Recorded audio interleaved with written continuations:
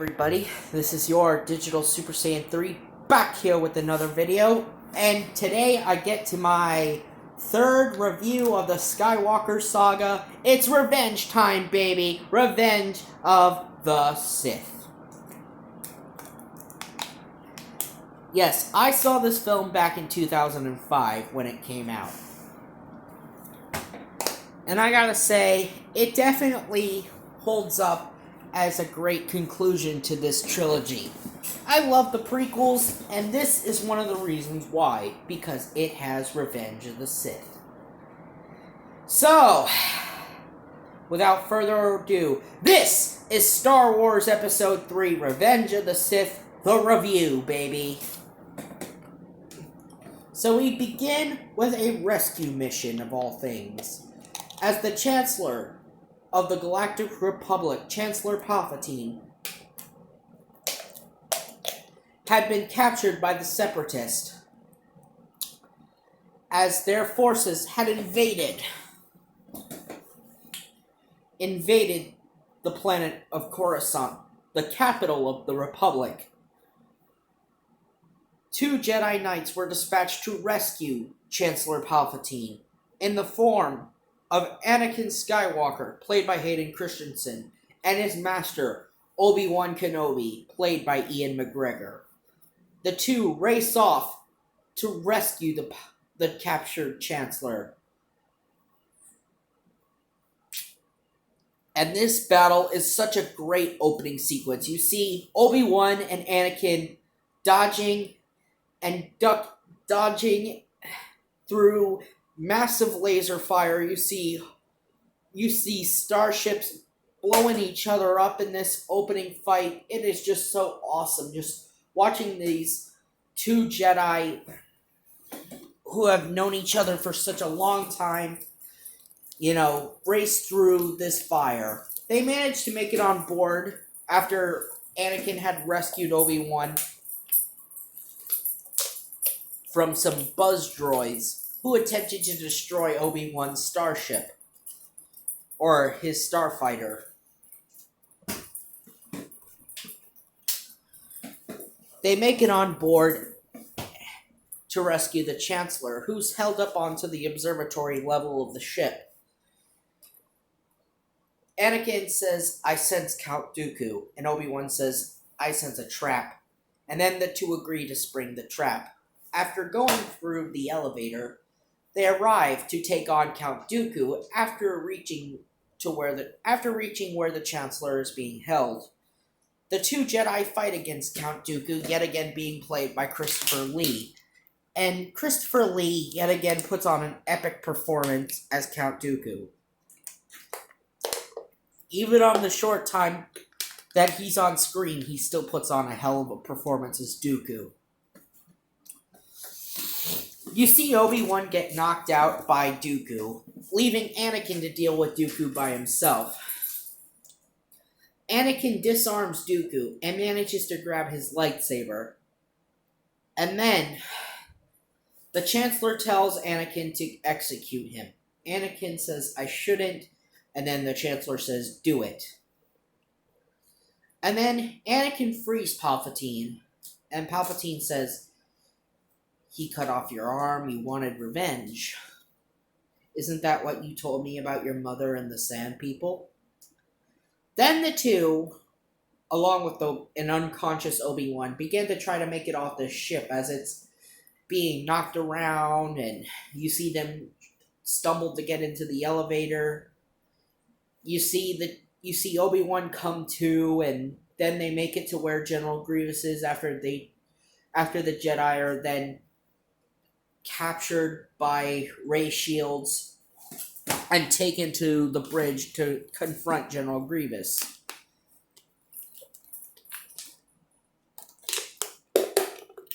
The Jedi begin to put up a fight. Grievous escapes through the window of the ship, or shall I say through the bridge's windows, and says, "You lose, General Kenobi." Grievous grapples on to the ship and gets into an escape pod and says, "Time to abandon ship."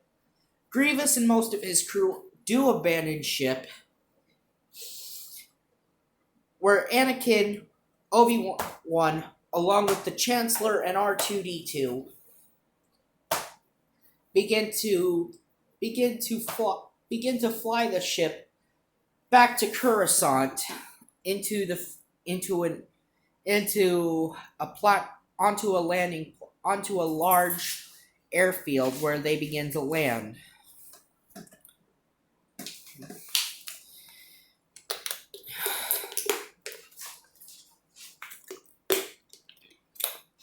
The Jedi make it back to Coruscant.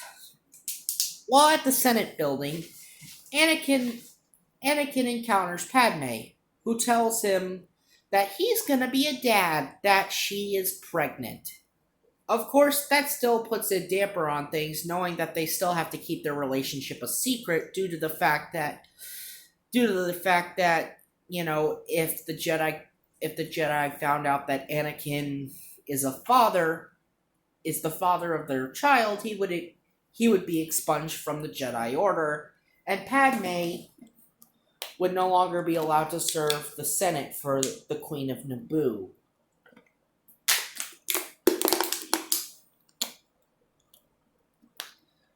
So yeah, this is one of the reasons why I love the relationship between Anakin and Padme.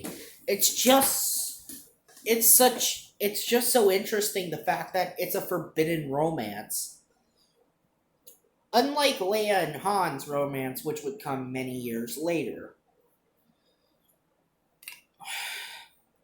Grievous arrives on Utapau, where he discusses with Darth Sidious that the end of the war is nearing, and that Darth Sidious will have a much stronger and younger apprentice, and tells the general, you must escort the leaders of the Separatists to the Mustafar system. And then the general says, "It shall be done. I will bring them to the Mustafar system."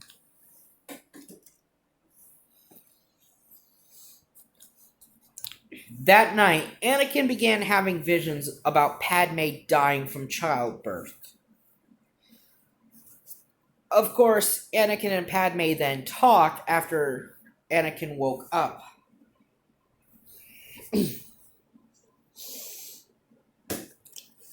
So,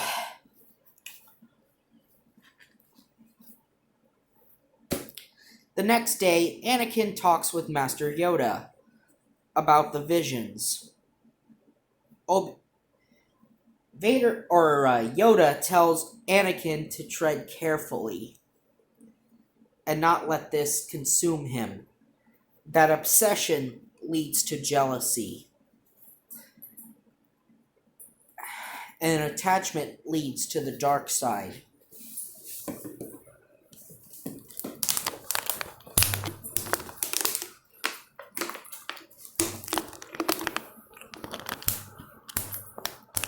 Anakin then meets with Obi-Wan, who tells him that the Chancellor has summoned him. The Chancellor tells Anakin that he wants Anakin to be his representative on the Jedi Council, and that the Jedi Council needs him more than ever. Especially after the fact that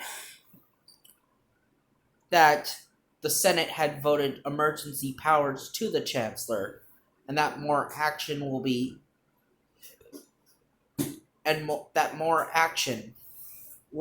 taken care of, will be taken to end the war.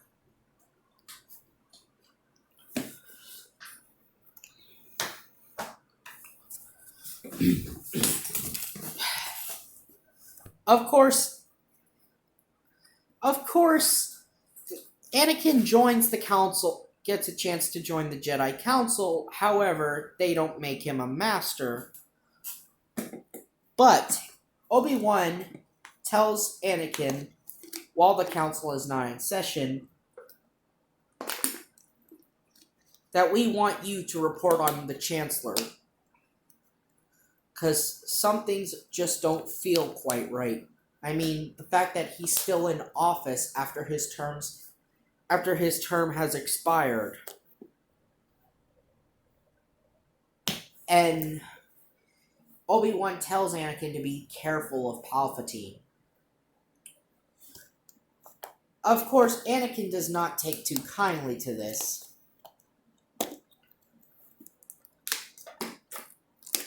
Meanwhile, Master Yoda heads off to Kashyyyk to back up the Wookiees as they are under siege by the droid army of the Separatist. So, where does that leave? So, next, as Anakin goes to the Opera House on Coruscant, he learns of a Sith legend from the Chancellor. Palpatine tells Anakin about Darth Plagueis the Wise and how he had the power to keep those he loved from dying. How he could manipulate the midichlorians to create life. He had such a power of the dark side of the Force that he could save others from dying, but he couldn't save himself. And he was killed by his own apprentice. Yes, Palpatine tells him that that Darth Plagueis' own apprentice had killed him. Anakin says, Is it possible to learn this power?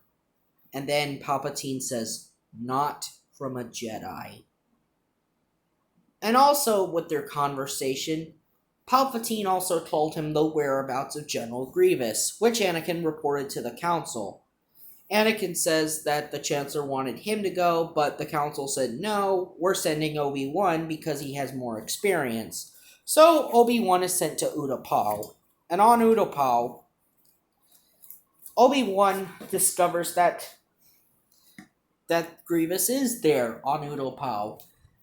And the Prime Minister tells him, 10th level, thousands of battle droids.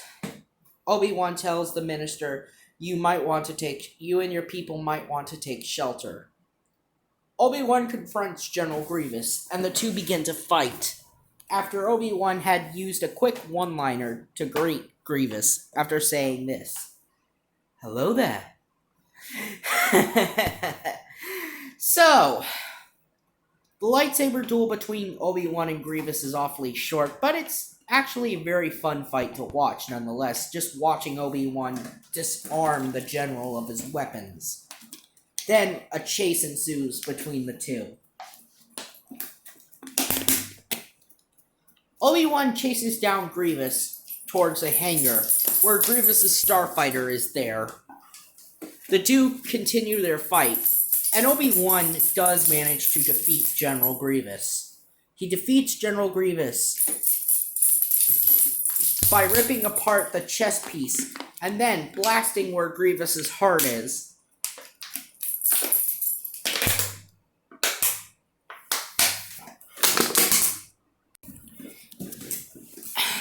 Meanwhile, on Coruscant, Anakin had learned the truth that Palpatine is the Sith Lord they were searching for.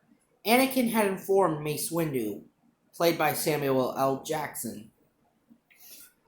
Mace Windu begins to take action as 3 other Jedi accompanied him in attempts to arrest Palpatine.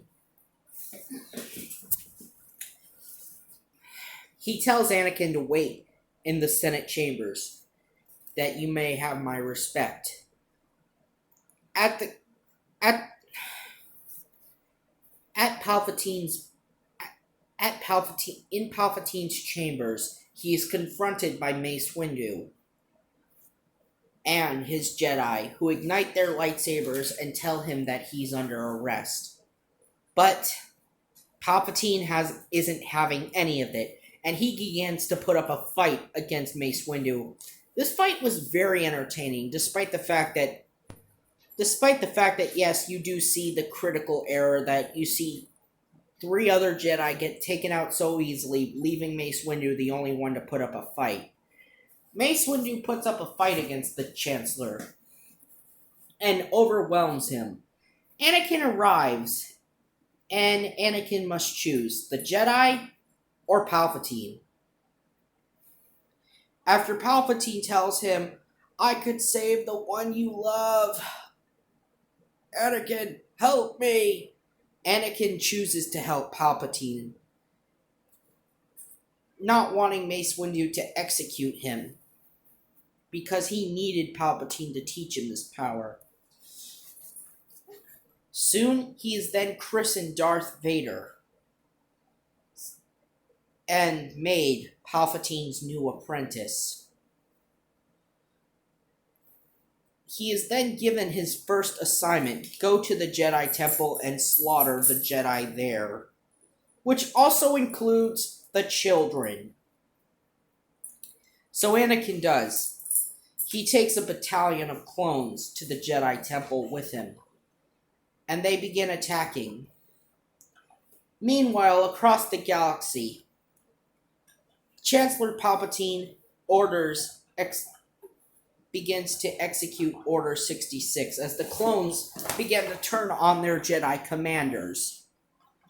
Due to an inhibitor chip implanted into their skulls, if you watch the Clone Wars cartoon series and have watched Season 6, you will learn that the clones were implanted with an inhibitor chip that would follow this command once Palpatine would give it, telling them to execute Order 66, which is the entire wholesale slaughter of the Jedi.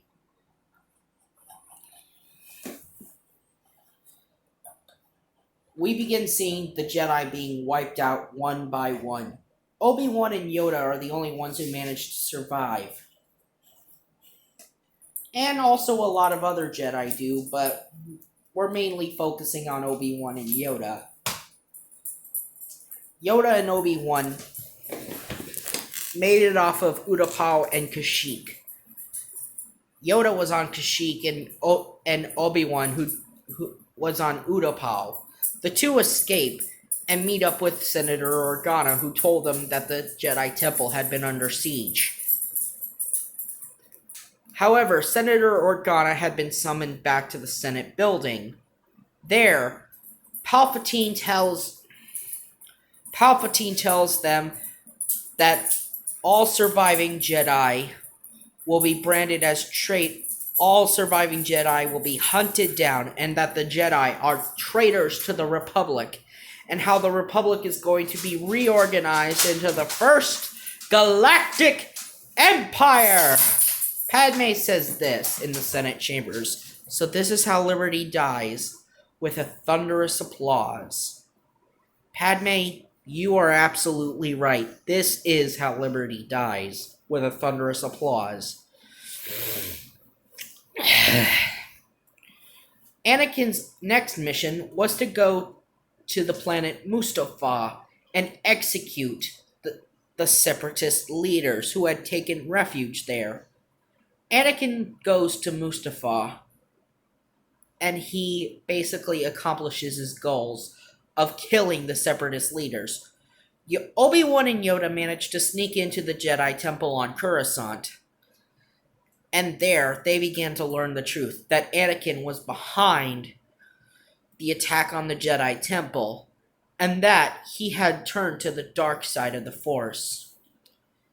Obi-Wan saying, "I won't kill Anakin."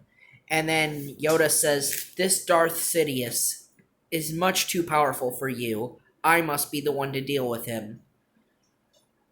So, Obi-Wan breaks the news to Padme, and she does not take it well. She goes off to Mustafar to confront Anakin, and she is heartbroken at what Anakin is telling her. Anakin saying, "Only my new powers can save you, Padme." And Padme says, "You really have changed. Anakin, you're breaking my heart." Anakin doesn't take too kindly about this. I mean, after all, Padme kept telling him to run away, and Anakin didn't want to hear it. And then he spots Obi-Wan, and he says, "You brought him here to kill me." Then he begins to force choke Padme, and then Obi-Wan tells Anakin to let Padme go. Anakin does. And the two begin to fight, and it's an intense fight from start to finish, as this entire fight and the build up to it was just so emotional and just so intense. I mean, you see these two guys who are just the best of friends, once master and apprentice. Now, and they've grown into the best of friends, and they might as well have become like brothers. And just seeing their relationship just fall apart like this is just so sad. Meanwhile, Yoda confronts Palpatine, and they begin to fight as well. And the fight between them is just so awesome, watching two elderly Force users actually duke it out. You see Yoda knock lightning back at Palpatine. You see a battle of the Force and lightsaber in this entire fight. Of course, Yoda does run away, knowing that he is unable to defeat Palpatine. Yoda escapes, while Palpatine isn't looking. Yoda then goes into the air vent, where Bail Organa is waiting for him. And Obi-Wan tells Organa, failed I have. Into exile I must go. So Yoda goes into exile. Meanwhile, on Mustafar, the fight between Anakin and Obi-Wan continues.